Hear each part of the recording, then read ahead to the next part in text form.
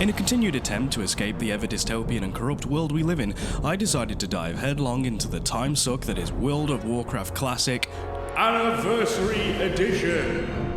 A version of WoW that brings out the original content in waves so that we can re-experience the last time we felt joy in our miserable lives. I started with a warrior, as all self-respecting adults should, and I've committed to leveling this character with my partner, so while she's at work and I'm enjoying a nice day off, I decide to start leveling a mage. Why a mage? Was it so I could feel like I was playing a learned, scholarly type instead of the whack-em, bash-em warrior type? No, I wanted to AoE farm, you idiot. Anyway, so I'm in Orgrimmar looking to do some RagefireChasm runs, just chillin', when I get invited to a group of 4 mages. Upon noticing this anomaly, I immediately inquire about the 4 mage makeup, and confirm that I am absolutely down for this kind of goofy config. We acquire a shaman and continue on our merry way.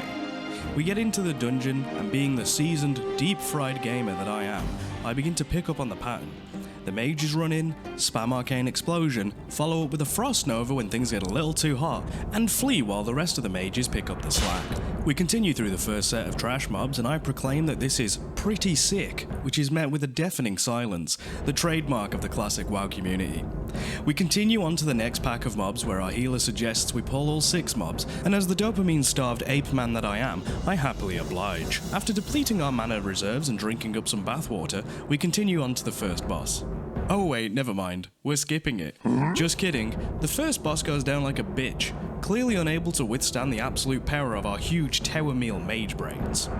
On to the next pack, where our shaman once again ups the ante and suggests we pull all 9 of the mobs. With our Ritalin prescriptions running low and our attention deficit at its highest, we charge in and destroy all in our path. Interesting to note, this was the time that I noticed the main flaw to this strategy appears to be warlock curses, which can't be dispelled at this level. We continue on to the vanguard of Jurgosh the Invoker, among whom is a warlock who we are suggested to ship. I sat for a moment and pondered at whether this burning blade cultist could indeed harbour a relationship one day with Jurgosh the Invoker, but then she was turned into a sheep, and I really didn't have time to think about it after that.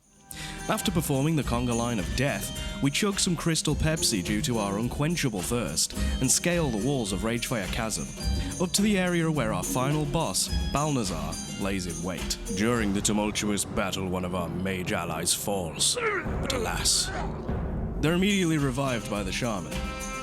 Nothing really much to report here, we beat the shit out of him and then leave. And that is the story of how I joined 3 mages and a shaman to clear RagefireChasm. If you have any issues with the way that I've pronounced shaman in 2 different ways in this video, then please leave a comment about it, and I will not read it. Thanks guys, see you later.